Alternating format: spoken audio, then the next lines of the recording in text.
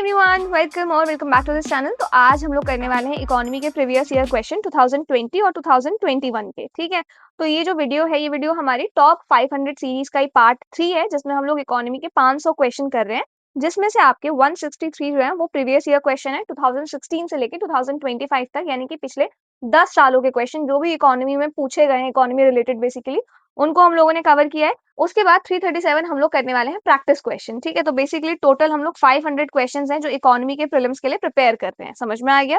तो ये जो वीडियो है ना, ये वीडियो हमारी इकोनॉमी सीरीज का ही पार्ट है, जिसमें हम लोगों ने 25 लेक्चर्स में पूरे इकोनॉमी को कवर किया है। और उसके बाद हम लोगों ने एक रिवीजन वीडियो भी किया है। तो रिवीजन वीडियो उन लोगों के लिए है जिन्होंने इन 25 वीडियोस में इकोनॉमी को पढ़ लिया है या फिर कहीं और से इकोनॉमी पढ़ा है, तो उनको सारा कुछ एक ही बार रिवाइज हो जाएगा, मेमोराइज हो जाएगा। और जो लोग मतलब इकोनॉमी स्टार्ट भी करने वाले हैं, अगर उन्होंने भी वो रिवीजन वीडियो देखी है, तो उनके लिए भी काफी हेल्पफुल रहेगा अगर उसके बाद इकोनॉमी को डिटेल में पढ़ते हैं तो इसके 25 लेक्चर्स के बाद हम लोगों ने रिवीजन वीडियो किया है, जो आपका 2 पार्ट्स में है। ठीक है, और उसके बाद हम लोग अब कर रहे हैं प्रीलिम्स के ऊपर 500 क्वेश्चन सॉल्व। ठीक है, जिसमें से हम लोगों ने 2016-17 कर लिया है, 18-19 कर लिया है, और ये 2021 यानी कि पार्ट 3 है हमारी 500 सीरीज का। ठीक है, और एक बार हम लोग इकोनॉमी के प्रीलिम्स के क्वेश्चंस कर ले प्रैक्टिस, उसके बाद हम लोग मेंस के भी पीवाईक्यू प्लस प्रैक्टिस क्वेश्चंस करने वाले हैं। तो बेसिकली इकोनॉमी रिलेटेड जितना भी था, ठीक है, वो सब कुछ आपका कवर हो जाएगा। तो आपको इकोनॉमी रिलेटेड कोई टेंशन लेने की जरूरत नहीं है, आपका इकोनॉमी प्रॉपरली कवर्ड है प्रीलिम्स के लिए भी और मेंस के लिए भी। ठीक है,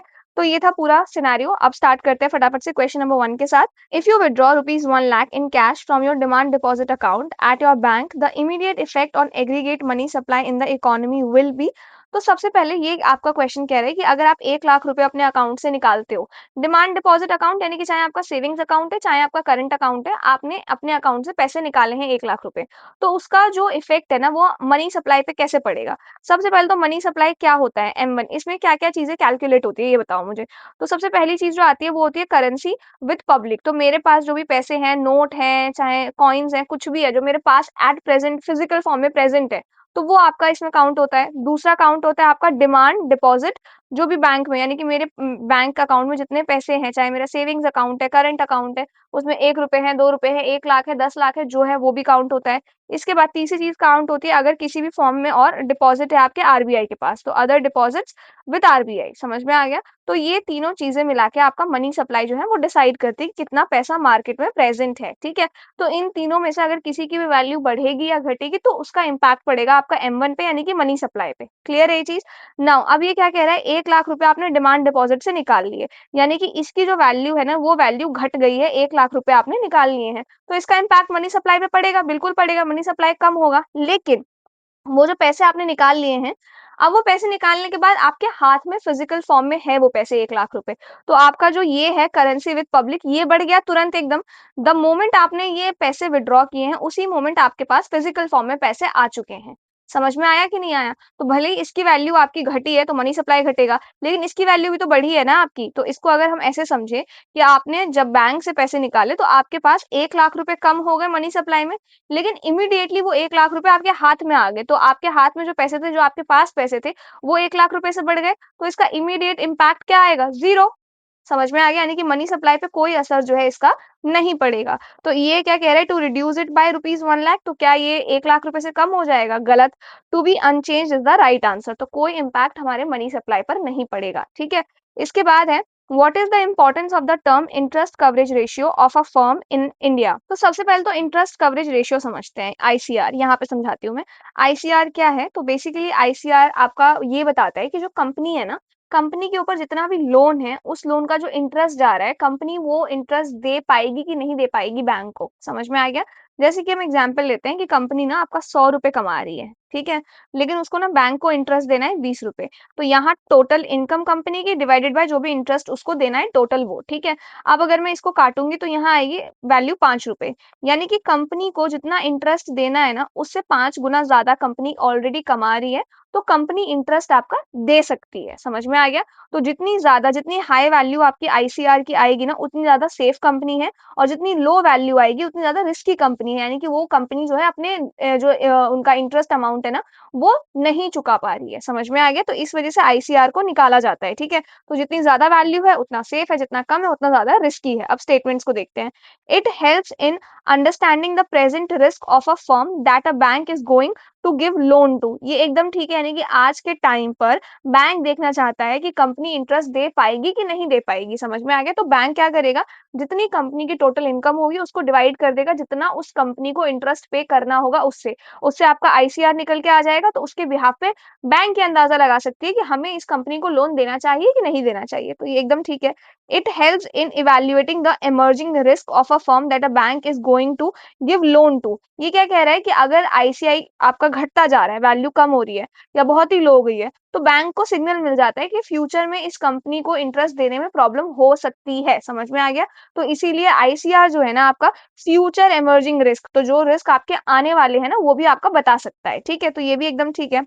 Now, the higher a borrowing firm's level of interest coverage ratio, the worse its is its ability to service its debt। ये आपका गलत है, क्योंकि ये आपका कह रहा है कि जितना ज्यादा आईसीआर रहेगा, जितनी ज्यादा आईसीआर की वैल्यू रहेगी उतनी ज्यादा वर्स्ट कंडीशन है। जबकि इसका उल्टा है, आईसीआर की वैल्यू अगर कम रहेगी तो वर्स्ट कंडीशन है। अब ये क्यों कह रही हूँ मैं, जैसे मैंने अभी आपको एक और एग्जांपल देती हूँ। ठीक है, तो मान लो जैसे कंपनी 10,000 रुपए कमा रही है और 200 रुपए का इंटरेस्ट दे रही है कंपनी। तो यहाँ पे अगर मैं इसको काटूंगी तो कितना आ जाएगा, 2 5 10 50, यानी कि जितना इंटरेस्ट उसको देना है ना उसको 50 गुना ज्यादा कमा रही है। तो इसकी वैल्यू जितनी ज्यादा आती जाएगी ना, आईसीआर आपका जितना ज्यादा बढ़ता जाएगा उतना ज्यादा सेफ है कंपनी को लोन देना। समझ में आ गया? तो ये एकदम गलत है। तो 1 2 इज द राइट आंसर। तो आपका हो जाएगा 1 2 है, हाँ, D is the right answer. ठीक है, इसके बाद है question number third. The weightage of food in consumer price index is higher than that in wholesale price index. अब अगर आप लोगों ने सीपीआई डब्ल्यूपीआई के बारे में नहीं पढ़ा है, क्या है ये, तो ये इन्फ्लेशन को मेजर करते हैं, दोनों के दोनों, सीपीआई भी डब्ल्यूपीआई भी।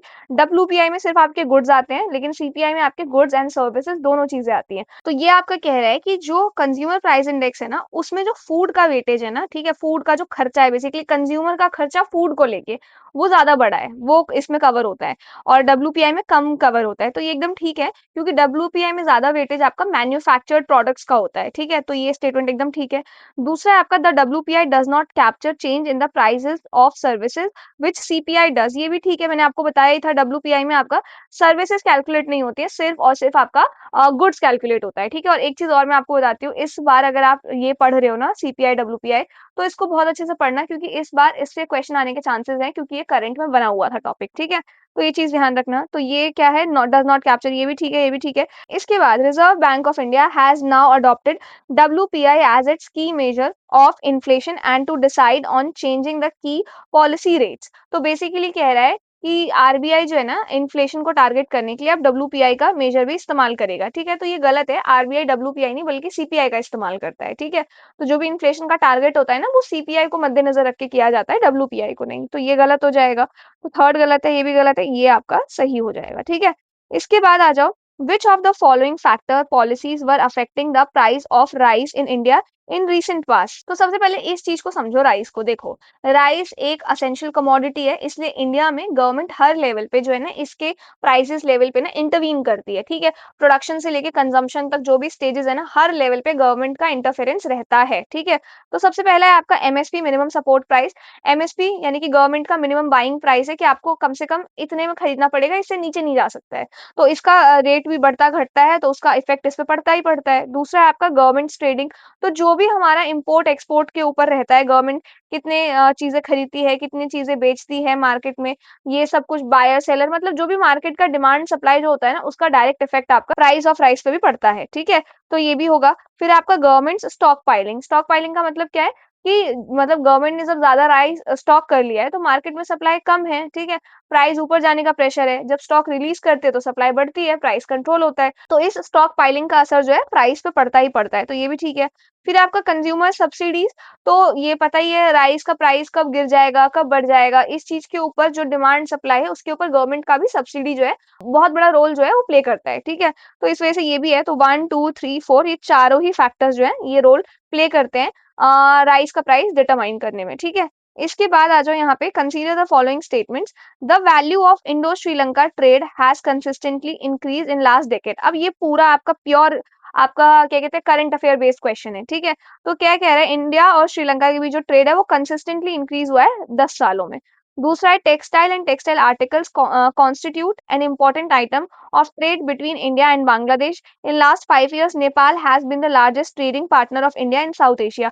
और इसी वजह से आपको कॉन्स्टेंटली करंट अफेयर्स पढ़ने की ज़रूरत है, ठीक है? हम लोग कर रहे हैं जनवरी 2026 से जो भी विज़न आईएएस की मंथली मैगज़ीन आएगी, हर महीने की मंथली मैगज़ीन मैं इस चैनल पे अपलोड करूँगी, सो दैट आपके लिए भी ईज़ी रहे समझने में चीज़ें। तो इसी वजह से ध्यान रखना आप लोग और हर महीने फॉलो करो भई करंट अफेयर वगैरह क्योंकि करंट अफेयर से काफ़ी क्वेश्चन बनते हैं, ठीक है? तो अब क्वेश्चन पे आते हैं, तो सबसे पहली चीज़ तो इंडिया के जो भी नेबर्स हैं, ठीक है? हमारा सबके साथ जो है वो ट्रेड पैटर्न थोड़ा बहुत मतलब कंसिस्टेंट नहीं है, लार्ज भी नहीं है और काफ़ी स्ट्रॉन्ग भी नहीं है, ये चीज़ ध्यान रखना। इंडिया के जो भी हमारे नेबर्स हैं, बांग्लादेश, श्रीलंका हो गया आपका, नेपाल हो गया आपका, पाकिस्तान हो गया आपका, चाइना हो गया, ये जितने भी हैं ना एक्सेप्ट चाइना, सबके साथ ऐसा नहीं है कि कंसिस्टेंटली या फिर लार्जेस्ट अमाउंट में या चाइना को छोड़ के बाकी देशों के साथ ये ऐसा कुछ जो स्ट्रॉन्ग वर्ड्स आपको दिख जाए कंसिस्टेंटली लार्जेस्ट तो ये गलत हो जाएगा क्योंकि एक्सेप्ट चाइना किसी के साथ ऐसा नहीं है, ठीक है?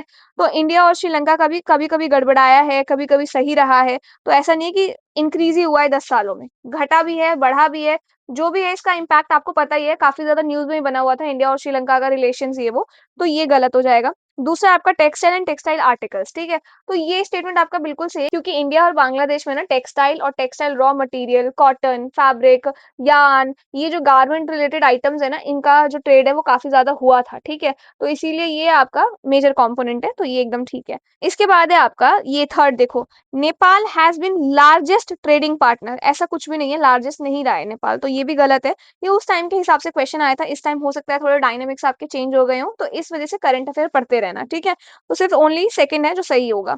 इसके बाद है with reference to the Indian economy, consider the following statements. Commercial paper is a short term unsecured promissory note. ये एकदम ठीक है, commercial paper आपका शॉर्ट टर्म यानी कि 7 दिन से लेके 1 साल तक के लिए इश्यू किया जाता है, अनसिक्योर्ड होता है, कोई कोलेटरल इसमें इन्वॉल्व नहीं होता है। ये कंपनीज और जो बड़े-बड़े कॉर्पोरेट्स होते हैं ना, ये इश्यू करते हैं, ठीक है? तो ये एकदम ठीक है।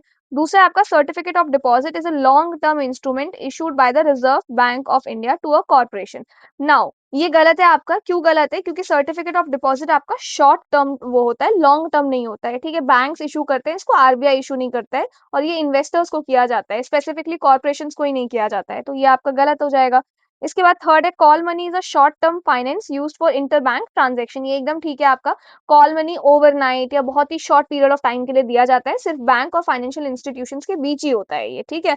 तो ये भी एकदम ठीक है आपका, तो ये गलत हो गया, ये ठीक है। Zero coupon bonds are interest bearing short term bonds issued by scheduled commercial bank to corporation, ये गलत है आपका क्योंकि जीरो कूपन बॉन्ड आपका इंटरेस्ट बेयरिंग नहीं होता है, डिस्काउंट पर इशू किया जाता है, जनरली लॉन्ग टर्म के लिए होता है और मोस्टली गवर्नमेंट या गवर्नमेंट रिलेटेड इंस्टीट्यूशंस जो है ना वो इशू करती हैं, तो ये गलत हो गया, ये गलत हो गया, सिर्फ फर्स्ट एंड थर्ड है जो सही है आपका, तो 1A is the right answer, ठीक है? इसके बाद है आपका कंसीडर द फॉलोइंग स्टेटमेंट्स।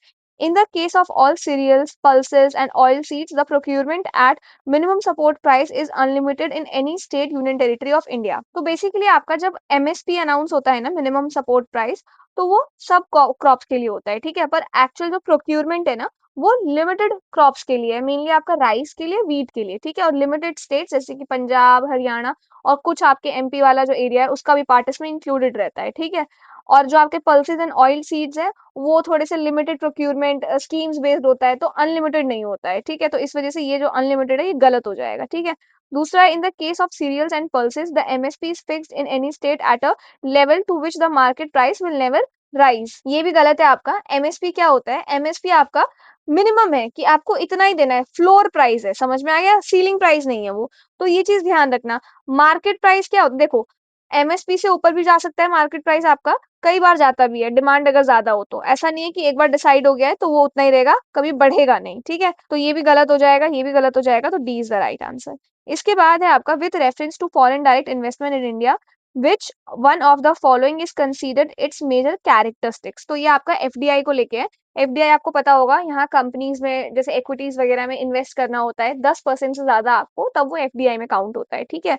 तो क्या है ये? Investment through capital instruments essentially in an allied company. अब यहाँ पे देखो एक वर्ड लिखा हुआ है असेंशियली, यानी कि जरूरी है कि जो इन्वेस्टमेंट है वो अलाइड कंपनी में ही है, यानी कि जिसको आप जानते हो आपके अलायंस में है, बट ऐसा असेंशियल नहीं है, हो सकता है और नहीं भी हो सकता है, समझ में आ गया? तो ये कोई स्पेसिफिक कैरेक्टरिस्टिक नहीं है कि असेंशियली होना ही चाहिए, ठीक है? दूसरा आपका is largely non debt creating capital flow, ये एकदम ठीक है। देखो एफडीआई क्या होता है? एफडीआई आपका इक्विटी वगैरह में जो कंपनी के जो शेयर्स वगैरह होते हैं उसमें इन्वेस्ट करना होता है, ठीक है? तो फॉरेन इन्वेस्टर को कोई फिक्स इंटरेस्ट नहीं मिलता, कोई प्रॉफिट या लॉस का शेयर अभी नहीं होता है, ठीक है? इसलिए डेट क्रिएट नहीं होता है यहाँ पे, समझ में आ गया? तो नॉन डेट है जो कैपिटल फ्लो क्रिएट कर रहा है, तो एकदम ठीक है ये। तीसरा है आपका investment made in debt instrument. Debt instrument का मतलब होता है आपका बॉन्ड या डिबेंचर्स, पर एफडीआई यानी कि जो आपकी कंपनी में इक्विटी में शेयर्स में इन्वेस्टमेंट हो रहा है, ठीक है। इसके बाद है आपका investment made by foreign institutional investor in government security. ये आपका एफपीआई में काउंट होता है, एफडीआई में नहीं होता है, ठीक है। तो ये आपका गलत हो जाएगा, B is the right answer, ठीक है। इसके बाद है आपका next, the term waste taxes intermediate sometimes found in news refers to. तो वेस्ट टैक्सेस इंटरमीडिएट ये ना एक बेंचमार्क है जो क्रूड ऑयल के लिए डिसाइड होता है, मतलब जिसका यूज करके ना जो ग्लोबल ऑयल प्राइसेस है ना वो मेजर किया जाता है, ठीक है। न्यूज में बना होगा, इस वजह से टर्म आ गया है, इस वजह से करंट अफेयर्स प्लीज आप लोग फॉलो करते रहना, समझ में आ गया? तो बेसिकली WTI जो है वो आपका हाई क्वालिटी क्रूड ऑयल है, काफी ज्यादा लो डेंसिटी का होता है, काफी ज्यादा स्वीट होता है, लो होता है सल्फर का कंटेंट इसमें, ज्यादातर यूएसए में ट्रेड होता है, ठीक है। तो बेसिकली न्यूज में ना जब भी आपका ऑयल के प्राइसेस को लेके जिक्र हो ना जनरली आपका, तो एक है आपका ब्रेंट क्रूड, ये आपका जनरली यूरोप या फिर ग्लोबली जो भी होता है ना ट्रेड वगैरह उसमें देखा जाता है, ठीक है, यूरोप या फिर ग्लोबली। और दूसरा है आपका यही वेस्ट टैक्सेस इंटरमीडिएट WTI, ये जो है ये आपका यूएस का बेंचमार्क है, ये चीज ध्यान रखना, ठीक है। तो ये कहीं आपसे बन जाए एग्जाम में, इस वजह से मैंने बता दिया है। तो ये क्या है, क्रूड ऑयल को लेके है, समझ में आ गया? इसके बाद आ जाओ, with reference to the international trade of India at present which of the following statements are correct. तो ये 2020 के हिसाब से है। India's merchandise exports are less than its merchandise import. सबसे पहले ना हम लोग इंडिया के ट्रेड को दो पार्ट्स में समझते हैं। एक है आपका जो यहाँ पे लिखा हुआ है मर्चेंडाइज ट्रेड। मर्चेंडाइज ट्रेड में आपके गुड्स जैसे कि ऑयल, गोल्ड, मशीनरी, ये चीजें आ जाती है। और दूसरे होते हैं आपके सर्विसेज ट्रेड, जिसमें आपके आईटी, सॉफ्टवेयर, बिजनेस सर्विसेज होते हैं, टूरिज्म जो होता है वो चीजें आ जाती हैं। तो इंडिया ज्यादा आपका ऑयल, गोल्ड, मशीनरी वगैरह इंपोर्ट करता है, एक्सपोर्ट उतने नहीं होते हैं, इसी वजह से जो आपका मर्चेंडाइज ट्रेड डेफिसिट है ना वो चीज आपका क्रिएट होता है। तो ये स्टेटमेंट एकदम सही है, ठीक है। दूसरा है आपका India's imports of iron and steel, chemical, fertilizers and machinery have decreased in recent years.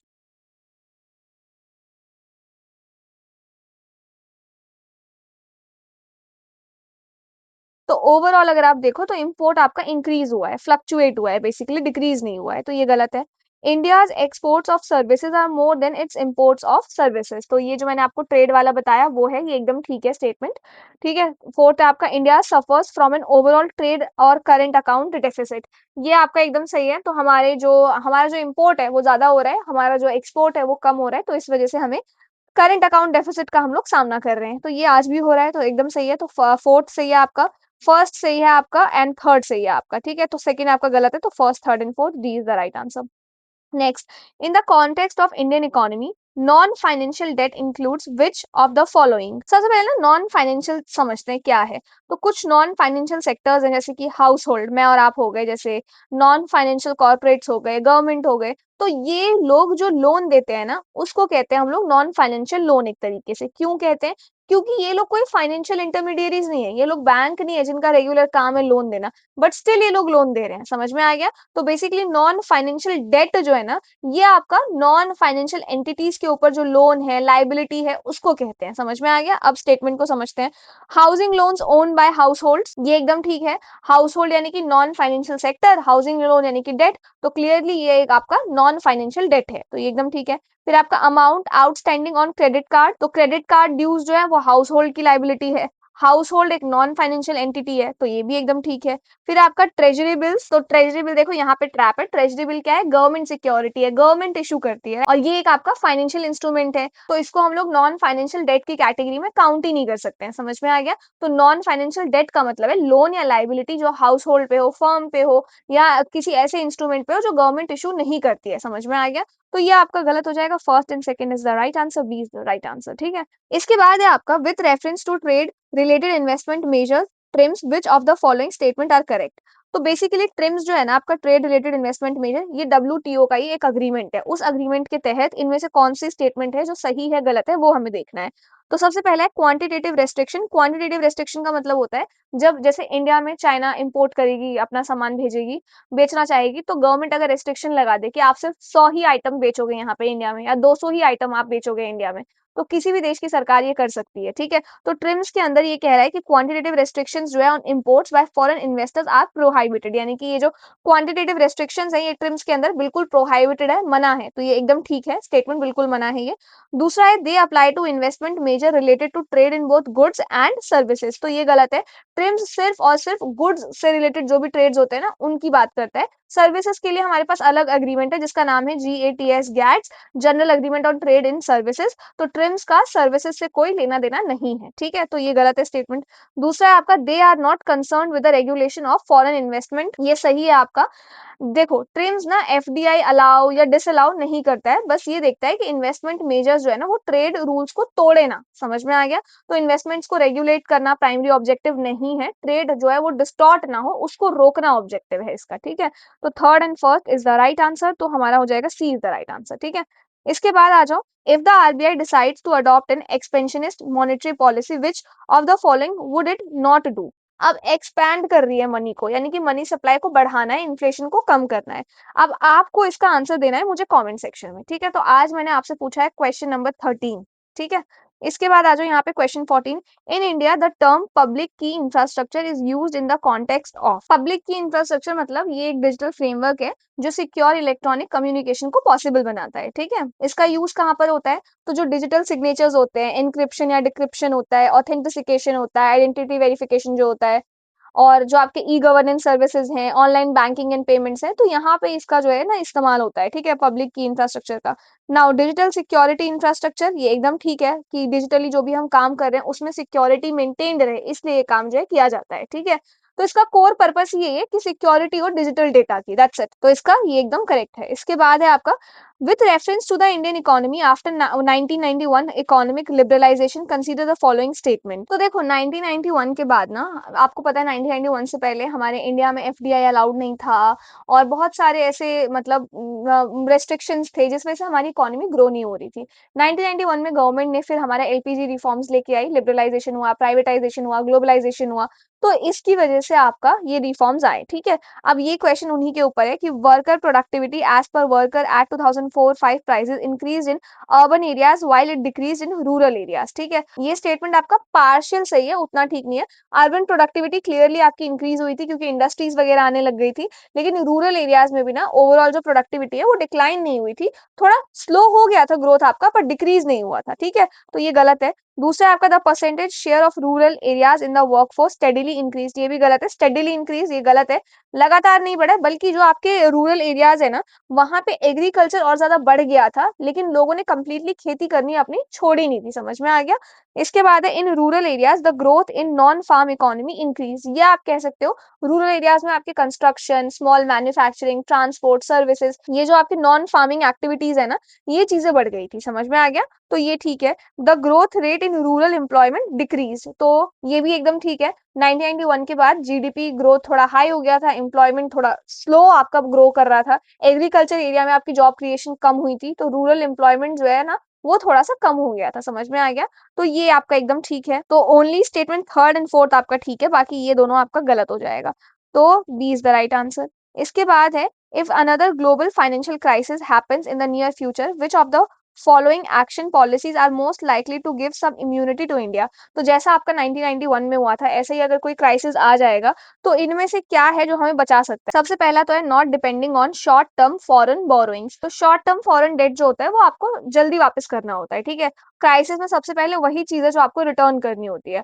तो अगर इंडिया में शॉर्ट टर्म फॉरेन बोरोइंग आपकी कम रहेगी तो लॉन्ग टर्म में हमारी जो स्टेबिलिटी है वो मेंटेन रहेगी, तो क्राइसिस का इंपैक्ट जो है ना वो कम होगा, तो ये एकदम ठीक है। Opening up to more foreign banks, देखो क्राइसिस के टाइम में ना फॉरेन बैंक्स को ना अपना पैसा वापस चाहिए होता है जल्दी से जल्दी, ठीक है।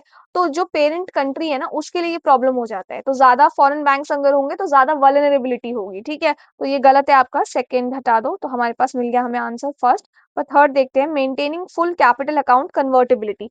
तो देखो फुल कैपिटल अकाउंट कन्वर्टेबिलिटी होगा तो उससे क्या होगा, कैपिटल फ्रीली आपका आ सकता है जा सकता है। क्राइसिस के टाइम में भी ये चीज रहेगा, फ्रीली आपका बाहर आएगा पैसा जाएगा पैसा, तो ये जो चीज है थोड़ी सी ज्यादा आपकी रिस्की है, ठीक है। तो ये आपका नहीं होगा, third is the wrong answer.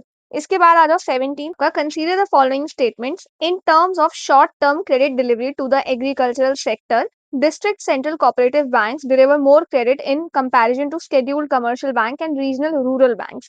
तो आप मेरी बात ध्यान से समझो आप लोग, ये जो पूरा लोन का सिस्टम है ना, स्पेशली आपका एग्रीकल्चरल सेक्टर में, ये आपका तीन स्टेजेस में काम करता है, तीन लेवल के सिस्टम पे काम करता है। सबसे पहले होता है आपका एससीबी, ये टॉप पर है, ये आपका बॉस है, ज्यादा पैसे वगैरह जो है मैनेज करने का काम आपका यही करता है। इसके बाद आता है आपका DCCB यानी कि डिस्ट्रिक्ट सेंट्रल कोऑपरेटिव बैंक्स, ये बीच का मैनेजर है, पैसे जो है ये पैक को ये देता है, ठीक है। इसके बाद आता है आपका पैक, जिसका है काम primary agricultural credit society, local helper और डायरेक्टली फार्मर्स वगैरह को जो लोन देने का काम है ना, वो ये करता है। समझ में आ गया?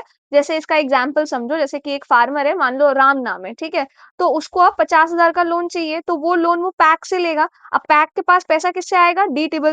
DCCB से आएगा। DCCB के पास कहाँ से आएगा? SCB के पास से आएगा। समझ में आ गया? अब ये आपका क्वेश्चन कह रहा है कि जो शॉर्ट टर्म लोन वाला सिस्टम है एग्रीकल्चर सेक्टर में, वो DCCB जो है वो ज्यादा देता है कंपेयर किया जाए SCB से और रीजनल रूरल बैंक से, तो ठीक है। तो ये स्टेटमेंट आपका गलत है, क्योंकि ये जो आपका SCB है, सबसे ज्यादा फार्मर्स को डायरेक्ट लोन देने का काम यही करता है। जैसे किसान क्रेडिट कार्ड स्कीम वगैरह जो है ना, वो यही ऑपरेट करता है, ठीक है। फिर उसके बाद जो DCCB है, इसका काम है मोस्टली पैक को फंड वगैरह देना, ताकि पैसे जो है फार्मर्स पैक से ले सके। तो इनडायरेक्टली फार्मर्स को पैसा जो है वो इससे गया है। समझ में आ गया? तो ये आपका गलत हो जाएगा। दूसरा है, one of the most important functions of DCCBs is to provide funds to the primary agricultural credit society, एकदम ठीक है। तो पैक को पैसे देने का काम जो है वो इसका है, ठीक है। तो ये सही है और ये गलत हो जाएगा, तो सेकंड ओनली। इसके बाद है आपका gold tranche, reserve tranche refers to, तो इंटरनेशनल मॉनेटरी फंड आपको पता होगा, वो कंट्रीज को टेम्परेरी जो है वो फंड वगैरह प्रोवाइड करता है, ठीक है। तो इसके मेन दो कंपोनेंट होते हैं बोरोइंग के। एक होता है आपका गोल्ड ट्रांच, जिसको हम लोग रिजर्व ट्रांच भी बोलते हैं। तो ये आपका ऑटोमेटिक क्रेडिट होता है, इसमें कोई कंडीशन वगैरह नहीं है, आपको पैसे मिल जाएंगे, ठीक है। दूसरा होता है आपका क्रेडिट अबव गोल्ड ट्रांच, ठीक है। ये आपका कंडीशनल बेसिस पे होता है कि कंडीशन के हिसाब से जो है आपको लोन्स दिए जाएंगे, ठीक है। तो ये था आपका, तो ये गोल्ड ट्रांच है क्या? A loan system of the world bank, one of the operations of a central bank, credit system granted by WTO to its members, a credit system granted by IMF। तो D is the right answer. इसके बाद आ जाओ, अब हम लोग करेंगे 2021 के क्वेश्चन स्टार्ट। तो ये हम लोगों ने 18 क्वेश्चन किए जो कि 2020 में पूछे गए थे, ठीक है। Now question number 1, with reference to casual workers employed in India consider the following statements. Casual workers कौन होते हैं? जो लोग टेम्परेरी या फिर डेली बेसिस पे जो काम करते हैं ना, वो होते हैं, परमानेंट एम्प्लॉय नहीं होते। इसीलिए जो उनके बेनिफिट्स होते हैं ना, वो बहुत लिमिटेड होते हैं। जो आपके परमानेंट एम्प्लॉयज होते हैं, उनको फिक्स छुट्टी मिलती है, फिक्स बोनस हो गया, या जो PF वगैरह मिलता है। लेकिन ऐसे कैजुअल वर्कर्स के केस में ये चीज नहीं होती है, ठीक है। तो उन्हीं को लेके ये स्टेटमेंट है। All casual workers are entitled to employees provident fund coverage. Basically जितने भी आपके कैजुअल वर्कर्स हैं, उनको प्रोविडेंट फंड मिलता है। ऑल कैजुअल वर्कर्स लिखा है, तो ये गलत है, बिल्कुल भी नहीं। कैजुअल वर्कर्स आपके काफी, ये जो सेक्टर है ना, काफी इनफॉर्मल सेक्टर है। समझ में आ गया? तो उनको ऑटोमेटिकली ये जो EPF वाली सुविधा है, एम्प्लॉयज प्रोविडेंट फंड, ये चीज नहीं मिलती है, ठीक है। तो ये गलत हो जाएगा। इसके बाद है, all casual workers are entitled to regular working hours and overtime payment. देखो ये सही है। कैजुअल वर्कर्स जो भी काम करते हैं, जो भी उनके आवर्स होते हैं ना, उनके हिसाब से उनको पेमेंट, और ओवर टाइम अगर कर रहे हैं तो वो भी उनको मिलना चाहिए। समझ में आ गया? और ये चीज ना आपका फैक्ट्री एक्ट जो है उसमें भी मेंशन्ड है, ठीक है। तो ये एकदम सही है। The government can by a notification specify that an establishment or industry shall pay wages only through its bank account। ये भी आपका सही है। देखो, कोड ऑन वेजेस 2019 जो एक्ट था ना, उसके अंदर गवर्नमेंट ने नोटिफिकेशन के थ्रू ये चीज बोली थी कि जो भी वेजेस है ना, वो उनको बैंक अकाउंट के थ्रू ही पे किया जाएगा। तो ये दोनों ही आपका सही है, तो b is the right answer. इसके बाद है, consider the following statements. The governor of the Reserve Bank of India is appointed by the central government. ये एकदम ठीक है। जो गवर्नर होता है उनको प्रेसिडेंट अपॉइंट करते हैं, लेकिन ये जो अपॉइंटमेंट होता है, ये आपका सेंट्रल गवर्नमेंट के रिकमेंडेशन पे होता है। आपको पता ही होगा, अगर पॉलिटी आपने पढ़ा है, प्रेसिडेंट जो भी काम करते हैं, वो उनको रेकमेंड किया जाता है, तभी वो काम वो कर सकते हैं, ठीक है। तो ये एकदम ठीक है। Certain provisions in the constitution of India give the central government the right to issue directions to the RBI in public interest. ये एकदम गलत है। तो बेसिकली RBI के लिए कॉन्स्टिट्यूशन में ऐसा कोई भी प्रोविजन नहीं है, ठीक है। RBI की ऑटोनॉमी को ना कॉन्स्टिट्यूशन में डायरेक्टली मेंशन नहीं कर रखा है, ठीक है। सेंट्रल गवर्नमेंट सिर्फ RBI एक्ट 1934 के थ्रू ही RBI को डायरेक्शन दे सकती है, जब पब्लिक इंटरेस्ट से रिलेटेड कुछ भी मैटर हो इस चीज में। तो ये चीज हमारी कॉन्स्टिट्यूशन से नहीं है, ठीक है। RBI के एक्ट से वो अथॉरिटी मिली है उनको। तो ये गलत है। तीसरा, the governor of the RBI draws his power from the RBI act, ये एकदम ठीक है। आरबीआई एक्ट 1934 ही है जो डिफाइन कर गवर्नर के पावर्स, फंक्शंस एंड उनका टेन्योर, ठीक है। तो ये एकदम ठीक है आपका। तो first and third is the right answer, तो सी हो जाएगा आपका राइट, ठीक है। इसके बाद है आपका which among the following steps is most likely to be taken at the time of an economic recession. Economic recession कब होता है आपका? जब इकोनॉमी हमारी स्लो हो जाती है, जीडीपी ग्रोथ हमारी गिर जाती है, अनएम्प्लॉयमेंट काफी ज्यादा बढ़ रही है और डिमांड कम हो गई है, जिस वजह से प्रोडक्शन इतना ज्यादा नहीं हो रहा है। प्रोडक्शन नहीं हो रहा है तो ऑब्वियसली जॉब्स इतनी ज्यादा क्रिएट नहीं होंगी। तो ये जो सिचुएशन होता है ना, इसको हम लोग कहते हैं इकोनॉमिक रिसेशन, ठीक है। और इस टाइम पीरियड को, इकोनॉमिक रिसेशन को हम लोग मॉनेटरी पॉलिसी और फिस्कल पॉलिसी के थ्रू मैनेज करते हैं, ठीक है। नाउ अब इनमें से ऐसे कौन से स्टेप्स हैं जो हम लोग इकोनॉमिक रिसेशन के टाइम पर लेंगे, ठीक है। तो सबसे पहले आपका cut bank rates accompanied by increase in interest rate. देखो ध्यान से सुनो, अगर इकोनॉमी हमारी स्लो हो गई है तो आरबीआई क्या करता है, यूजुअली जो आपके इंटरेस्ट रेट होते हैं ना, उसको कम कर देता है। जैसे कि आपका रेपो रेट हो गया, या फिर जिस भी इंटरेस्ट पे बैंक आपके लोन लेते हैं, जैसे कि एक बैंक रेट भी है, ये सारी चीजें जो है वो कम कर देता है आरबीआई, ताकि लोन्स आपके चीप हो जाएं और आपके लोग जो हो गए, बिजनेसेस जो हो गए, कॉर्पोरेट्स वगैरह, वो ज्यादा से ज्यादा लोन ले, ज्यादा से ज्यादा बोरो करें और ज्यादा से ज्यादा स्पेंड करें, ठीक है। जिससे क्या होगा, आपका मनी सप्लाई बढ़ेगा, मनी सप्लाई बढ़ेगा तो इकोनॉमिक ग्रोथ थोड़ी सी बढ़ने के चांसेस हैं, समझ में आ गया। और अगर इसका उल्टा हम लोग करें, इंटरेस्ट रेट अगर हम बढ़ा दें, तो बोरोइंग आपकी कम हो जाएगी, बोरोइंग कम हो जाएगी तो इससे डिमांड भी गिर सकती है, डिमांड गिर जाएगी तो यानी कि आपका रिसेशन बढ़ सकता है, समझ में आ गया। इस वजह से। और दूसरा आपका क्या था, फिस्कल पॉलिसी। अब देखो फिस्कल पॉलिसी में क्या होता है, गवर्नमेंट का जो भी एक्सपेंडिचर होता है ना, गवर्नमेंट उसको बढ़ाती है, पब्लिक प्रोजेक्ट्स में, इंफ्रास्ट्रक्चर में, तो इन जगहों पे गवर्नमेंट पैसे लगाती है ताकि लोगों को जॉब्स मिले, इनकम बढ़े, डिमांड आपकी इंक्रीज हो, ठीक है। और इसका उल्टा क्या कर सकती है गवर्नमेंट, अगर एक्सपेंडिचर को कम करेगी या फिर टैक्स को अगर बढ़ाएगी, तो लोगों के पास पैसे कम बचेंगे और डिमांड कम होगी, डिमांड कम होगी तो रिसेशन आपका बढ़ेगा, समझ में आ गया। तो इस वजह से ये वाला स्टेटमेंट आपका कंप्लीटली फॉल्स हो जाता है, क्योंकि आरबीआई यूजुअली बैंक रेट वगैरह के इंटरेस्ट को क्या करेगी, कम करेगी, बढ़ाएगी नहीं, ठीक है। दूसरा आपका increase in expenditure on public projects, ये एकदम सही है, जैसा मैंने आपको बताया। तो गवर्नमेंट क्या करेगी, पब्लिक रिलेटेड जो भी प्रोजेक्ट्स हैं उनका जो उन पे जो एक्सपेंडिचर है वो गवर्नमेंट बढ़ाएगी, ठीक है। तीसरा है आपका increase in tax rates accompanied by reduction of interest rate, ये गलत है। टैक्स रेट नहीं बढ़ेगा, मतलब टैक्स रेट इसलिए नहीं बढ़ेगा, टैक्स रेट अगर बढ़ेगा तो लोगों को पैसा ज्यादा देना पड़ेगा गवर्नमेंट को, लोगों का एक्सपेंस जो है गवर्नमेंट की तरफ हो जाएगा, मतलब टैक्स देने की तरफ हो जाएगा, तो डिमांड आपकी कम हो जाएगी, समझ में आ गया, इस वजह से। दूसरा आपका reduction of expenditure on public projects, इसका जस्ट ऑपोजिट है ये स्टेटमेंट, ये एकदम सही है, तो ये सही कैसे हो सकता है, ठीक है। तो ये गलत हो जाएगा आपका। इसके बाद आ जाओ, फोर्थ है other things remaining unchanged market demand for a good might increase if. ये कह रहा है कि अगर अदर थिंग्स रिमेन अनचेंज, मतलब कि जो लोग हैं, लोगों की अगर प्रेफरेंसेस अगर सेम है, जैसे कि मैं टूथपेस्ट सिर्फ कोलगेट यूज करती हूँ, या फिर मतलब जो भी प्रेफरेंसेस है, जिस हिसाब से लोगों का लाइफस्टाइल है वो एकदम सेम है, उनमें कोई बदलाव नहीं आया है, तो मार्केट में जो गुड्स की जो डिमांड है ना, वो कैसे बढ़ सकती है, समझ में आ गया, ये आपका क्वेश्चन है। तो इसको समझने से पहले कुछ छोटे मोटे कॉन्सेप्ट हम समझते हैं। सबसे पहला है आपका लॉ ऑफ डिमांड। तो लॉ ऑफ डिमांड ये क्या कह रहा है कि जब ना गुड्स का प्राइस अगर गिरता है, ठीक है, अगर मैंने गुड्स का प्राइस अगर गिर रहा है तो उसकी डिमांड ऑटोमेटिकली बढ़ जाएगी, समझ में आ गया। और इसका वाइस वर्सा, अगर गुड का प्राइस आपका बढ़ रहा है तो डिमांड आपकी घट जाएगी। तो सबसे पहला तो ये है आपका लॉ ऑफ डिमांड, ठीक है। दूसरा होता है आपका सब्सटीट्यूट गुड्स। सब्सटीट्यूट गुड्स का कहने का क्या मतलब है, जैसे कि मैं ना बटर खाती हूँ सिर्फ, ठीक है, लेकिन बटर महंगा हो गया है और घी है बटर का उल्टा, लेकिन मैं घी थोड़ा सस्ता है तो मैं अभी घी प्रेफर कर रही हूँ, ठीक है। क्योंकि बटर महंगा हो गया है इस वजह से मैं घी खा रही हूँ, तो घी यहाँ पे बटर का सब्सटीट्यूट है, समझ में आ गया। तो बेसिकली अगर कोई चीज महंगी हो जाती है तो हम उसका सब्सटीट्यूट खरीदने लग जाते हैं। कोलगेट का जैसे मैंने आपको एग्जांपल दिया, कोलगेट अगर महंगा होगा तो कोई और टूथपेस्ट हम खरीदने लग जाएंगे, समझ में आ गया। तो ये चीज है। तीसरा है आपका कॉम्प्लीमेंट्री गुड। कॉम्प्लीमेंट्री गुड क्या होता है कि जैसे कोई दो प्रोडक्ट है और दोनों एक दूसरे के कॉम्प्लीमेंट्री हैं, एक के बिना दूसरी चीज नहीं काम कर सकती, जैसे कि पेट्रोल और गाड़ी ले लो, ठीक है। तो अगर आपके पास गाड़ी है, आपको पेट्रोल चाहिए ही होगा, और पेट्रोल अगर महंगा होगा तो हो सकता है कि आप गाड़ी का इस्तेमाल थोड़ा कम करने लग जाओगे, ठीक है। तो यहाँ पे पेट्रोल की डिमांड जो है वो कम हो जाएगी। चौथा है आपका इंफीरियर गुड्स। इंफीरियर गुड्स आपके वो गुड्स होते हैं जो कम पैसों में आप बहुत ज्यादा खरीद सकते हो, ठीक है। तो जैसे आपके पास ज्यादा पैसे आएंगे तो फिर आप वो वाला सामान क्यों खरीदोगे, आप थोड़ा उससे अच्छा सामान खरीदोगे। तो ये चीज होते हैं, ठीक है। अभी मैंने आपको क्यों बताया, तो सबसे पहला आपका price of it substitute increase, ये एकदम ठीक है कि अगर जैसे घी और बटर वाला मैंने आपको एग्जांपल दिया, अगर मेरे सब्सटीट्यूट का प्राइस बढ़ जाएगा तो मैं, जैसे मैं घी और बटर खा रही थी तो मैं घी क्यों खा रही थी, क्योंकि मेरा बटर महंगा हो गया था, मेरी फर्स्ट प्रेफरेंस तो बटर है। लेकिन जैसे मैंने देखा घी का प्राइस भी महंगा हो गया है, यानी कि घी जो मेरा सब्सटीट्यूट था उसका प्राइस भी बढ़ गया है, तो फिर वापस मैं बटर की तरफ ही चली जाऊंगी ना, तो ऑब्वियसली यहाँ पे जो इसकी डिमांड है बटर की वो वापस बढ़ जाएगी, तो ये एकदम ठीक है।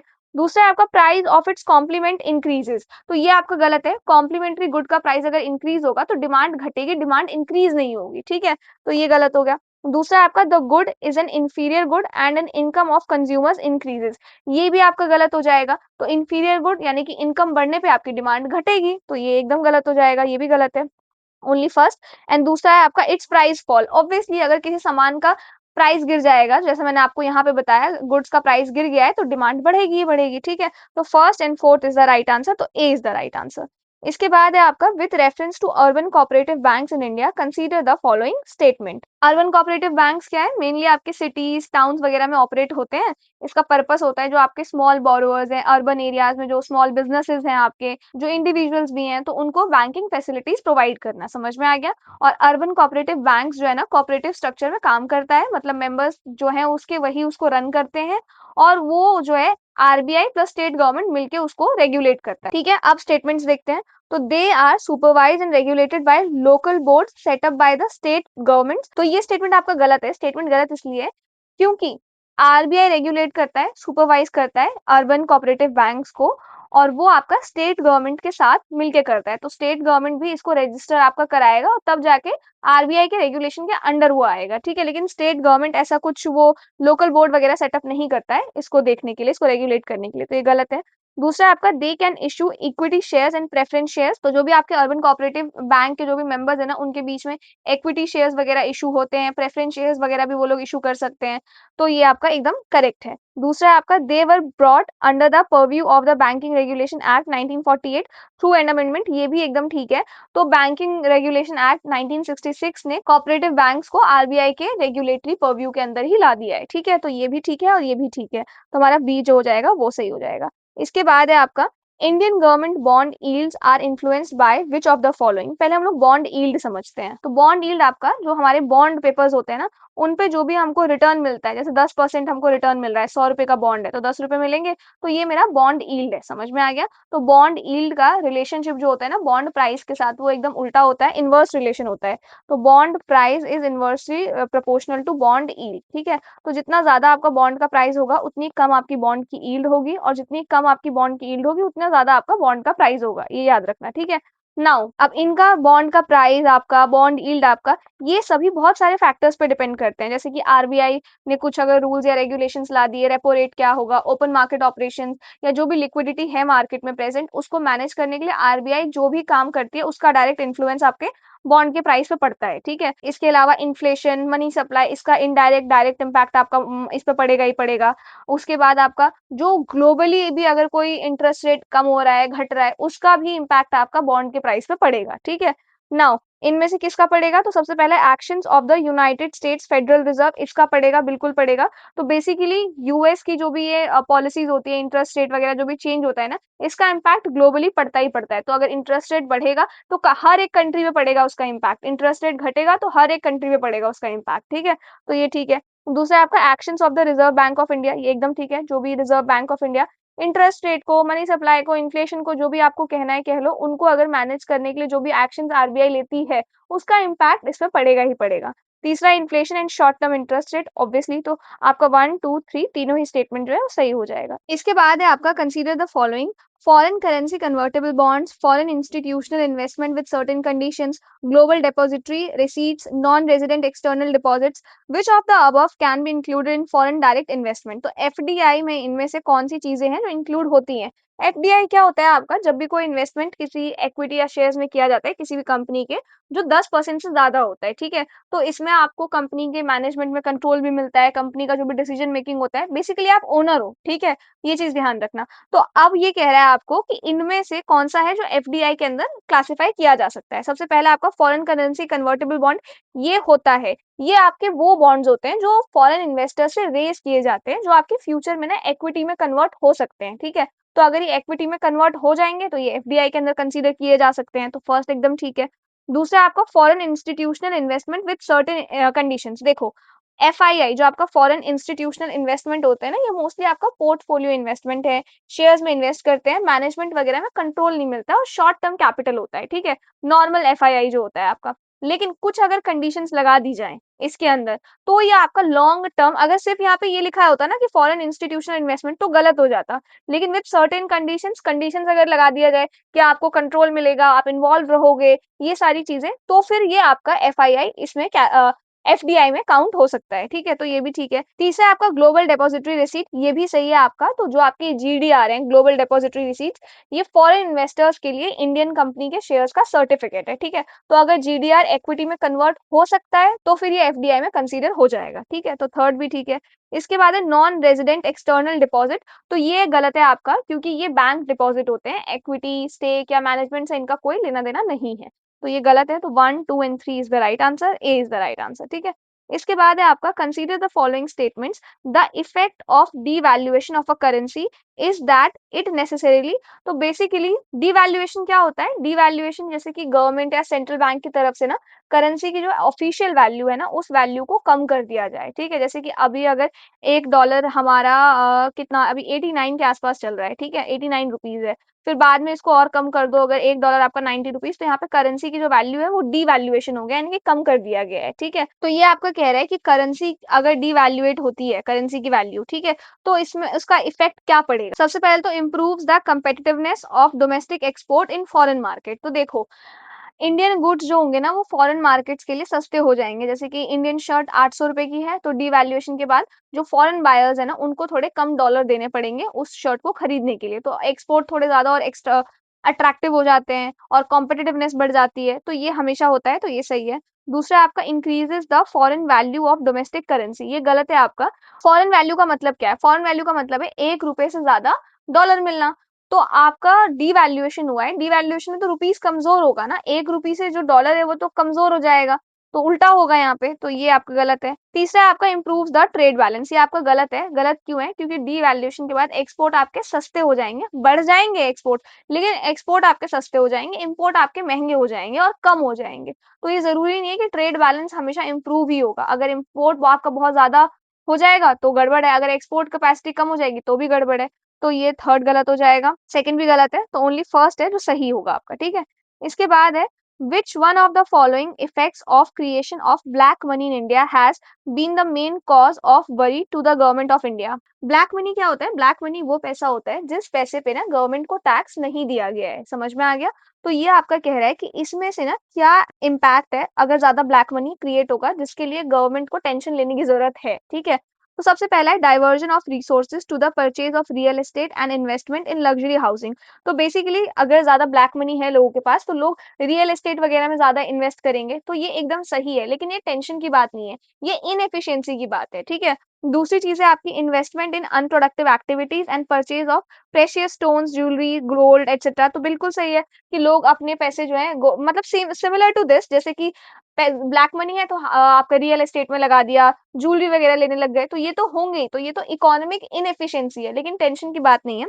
तीसरा है आपका large donation to political parties and growth of regionalism, ये भी हो सकता है अगर ब्लैक मनी होगा तो। अगेन इनएफिशिएंसी है ये, लेकिन ये टेंशन वाली बात नहीं है, वरी वाली बात नहीं है। फोर्थ है आपका loss of revenue to the state exchequer due to tax evasion, ये एकदम ठीक है, यही स्टेटमेंट एकदम ठीक है, क्योंकि जो गवर्नमेंट का जो रेवेन्यू है ना उसका लॉस हो रहा है गवर्नमेंट को, अगर मैंने टैक्स नहीं भरा है अपनी इनकम पे। तो समझ में आया? तो ये है आपका सही आंसर।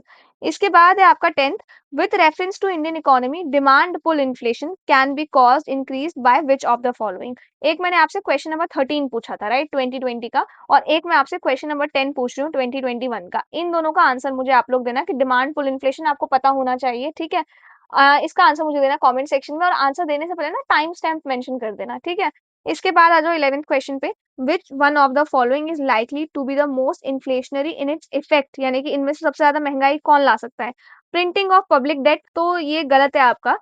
पब्लिक डेट प्रिंटिंग का मतलब है गवर्नमेंट बॉन्ड प्रिंट करना और पब्लिक को बेचना। ठीक है, पैसा ऑलरेडी मार्केट में है, ठीक है, डिमांड इंक्रीज हुई है, तो ये आपका मॉडरेट इन्फ्लेशन की तरफ जाएगा। ठीक है, इसके बाद है आपका borrowing from public to finance a budget deficit, ये गलत है आपका। पब्लिक से बोरोइंग यानी कि लोग अपनी सेविंग्स गवर्नमेंट को दे रहे हैं, तो मनी सप्लाई कोई चेंज नहीं हुआ है। ठीक है, तो बहुत मिनिमल इन्फ्लेशन है। थर्ड है आपका borrowing from the banks to finance a budget deficit, ये भी आपका गलत है। बैंक से बोरोइंग यानी कि बैंक को आरबीआई से पैसा मिलता है, मनी सप्लाई स्लाइटली इंक्रीज होगा, मॉडरेट इन्फ्लेशन होगा, बहुत ज्यादा इन्फ्लेशन नहीं आएगा। इसके बाद है creation of new currency to finance a budget deficit, ये एकदम सही है आपका। गवर्नमेंट अगर न्यू करेंसी प्रिंट करेगी तो डायरेक्टली आपका मनी सप्लाई बढ़ जाएगा, ठीक है। डिमांड कांस्टेंट है, गुड्स सेम है, प्राइस आपके रैपिडली इंक्रीज हुए हैं, तो ये आपके सबसे ज्यादा इन्फ्लेशन ला सकते हैं, ठीक है। तो D is the right answer. इसके बाद है the money multiplier in an economy increases with which one of the following. अब देख रहे हो पीवाईक्यू करने का कितना मतलब कितना जरूरी है। ये सेम मनी मल्टीप्लायर वाला क्वेश्चन हमने पिछली वीडियो में भी किया है, ठीक है। सेम जो मैंने आपसे पूछा है यहाँ पे क्वेश्चन नंबर 10, ये डिमांड पुल इन्फ्लेशन, ऐसा एक क्वेश्चन हमने शायद 2016 में भी किया था, ठीक है। तो इस वजह से पीवाईक्यूज करना बहुत ज्यादा जरूरी है, ठीक है। तो मनी मल्टीप्लायर होता क्या है, तो money multiply is equals to 1/रिजर्व रेशियो जो भी होता है, ठीक है। इसमें आपका सीआरआर वगैरह सब काउंट होता है। An increase in the cash reserve ratio in banks, अगर ये बढ़ेगा आपका तो मनी मल्टीप्लायर आपका कम होगा, बढ़ेगा नहीं, ठीक है। तो ये गलत है। Increase in the statutory liquidity ratio in banks, ये भी गलत है आपका। रिजर्व रेशियो का ही पार्ट है आपका एसएलआर, तो अगर एसएलआर आपका बढ़ेगा तो आपका मनी मल्टीप्लायर घटेगा। तीसरा है rise in the banking habit of people, ये एकदम ठीक है। लोग अगर ज्यादा डिपॉजिट करेंगे तो बैंक के पास ज्यादा फंड आएगा, ज्यादा फंड आएगा तो बैंक ज्यादा पैसे क्रिएट कर सकता है, यानी कि आपका मनी मल्टीप्लायर बढ़ेगा, ठीक है। फोर्थ, तो सी is the right answer. Fourth क्या था, increase in the population of the country, अगर लोग बढ़ रहे हैं तो ऐसा जरूरी नहीं है कि डिपॉजिट आपका इंक्रीज हो रहा है, ठीक है। तो इससे आपका मनी मल्टीप्लायर पे कोई इफेक्ट नहीं पड़ेगा, तो सी इज द राइट आंसर। इसके बाद है with reference to water credit consider the following statement. Water credit क्या होता है, वाटर क्रेडिट मतलब कि आपका मतलब जैसे जो पुअर हाउस होल्ड होते हैं ना, उनको छोटा सा लोन देना ताकि वो लोग साफ पानी पिए, साफ सफाई रखे, टॉयलेट वगैरह बनवा सके, तो ये सारी चीजें उनके लिए एक्सेसिबल हो, इसलिए ये लोन जो है वो दिया जाता है, ठीक है। तो ये सब्सिडी नहीं है, ये फ्री में नहीं दिया है, ये थोड़ा सा लोन आपको देंगे, थोड़े सस्ता इंटरेस्ट पे दिया जाएगा, ठीक है। It puts micro finance tools to work in the water and sanitation sector, ये एकदम ठीक है आपका। माइक्रो फाइनेंस यानी कि स्मॉल लोन्स, ठीक है। वाटर क्रेडिट यानी कि वाटर और सैनिटेशन के लिए लोन, तो माइक्रो फाइनेंस टूल है, इसका हम लोग इस्तेमाल करें ताकि हम लोग वाटर और सैनिटेशन सेक्टर के लिए लोन प्रोवाइड कर सके, तो ये ठीक है। It is global initiative launched under the aegis of WHO and the world Bank, ये आपका गलत स्टेटमेंट है, क्योंकि ये जो है ना, ये आपका WHO या वर्ल्ड बैंक का इनिशिएटिव नहीं है। ये मेनली आपका water.org इससे एसोसिएटेड है, ठीक है। ये चीज ध्यान रखना, तो ये गलत हो जाएगा आपका। इसके बाद है it aims to enable poor people to meet their water needs without depending on subsidies, ये एकदम ठीक है। तो first and third is the right answer, तो डी राइट हो जाएगा। तो बेसिकली जो गरीब लोग हैं जिनको साफ पानी पीने की सुविधा नहीं है या टॉयलेट बनाने के लिए पैसे नहीं है, तो वो इसके अंडर लोन ले सकते हैं। इसके बाद है आपका with reference to India consider the following statement. अच्छा, क्वेश्चन 14 है। ये वाला क्वेश्चन ना मैं आपको नेक्स्ट वीडियो में करवा दूंगी, इसके ऑप्शंस को लेके थोड़ा डाउट है मुझे अभी, तो इसको मैं नेक्स्ट वीडियो में कराती हूँ, ठीक है। इसके बाद है आप in India the central banks function as the lender of last resort usually refers to which of the following. तो ये जो कॉन्सेप्ट है ना आपका lender of last resort LLR, इसका मतलब ये होता है कि जैसे हमारे बैंक्स हैं या और भी जो फाइनेंशियल इंस्टीट्यूशंस हैं, उनको अगर लोन चाहिए होता है या पैसे चाहिए होते हैं, तो वो आपके जैसे प्राइमरी मार्केट है, सेकेंडरी मार्केट है, इन जगहों से पैसे ले लेते हैं। लेकिन जब ऐसा कोई टेम्पररी टाइम है, जब उनको लोन चाहिए बहुत अर्जेंट, बट कोई और सोर्स नहीं है जहां से लोन ले सके, तो उस टाइम पे आरबीआई काम आता है। लेंडर ऑफ लास्ट रिजॉर्ट इसलिए बोला जाता है क्योंकि आरबीआई ही आखिरी में, मतलब आखिरकार आरबीआई है जो इमरजेंसी फंड जो है उनको प्रोवाइड कर रहा है, समझ में आ गया। तो ये इस वजह से इसको आरबीआई को लेंडर ऑफ लास्ट रिजॉर्ट कहा जाता है। Lending to trade and industry bodies when they fail to borrow from other sources, ये गलत है, ट्रेड और उसके लिए नहीं है ये, मतलब सेंट्रल बैंक डायरेक्टली आपके ट्रेड या इंडस्ट्री को लोन नहीं देते हैं, ये फंक्शन आपका लेंडर ऑफ लास्ट रिजॉर्ट का पार्ट नहीं है। दूसरा आपका providing liquidity to banks having a temporary crisis, ये एकदम ठीक है आपका, यही एग्जैक्टली एलएलआर की डेफिनेशन है कि एलएलआर का काम ही यही है कि बैंक को जरूरत के टाइम पे, टेम्पररी क्राइसिस के टाइम पे आरबीआई लोन प्रोवाइड करे जब उनको कहीं से भी पैसे नहीं मिल रहे हैं, तो second is the right answer.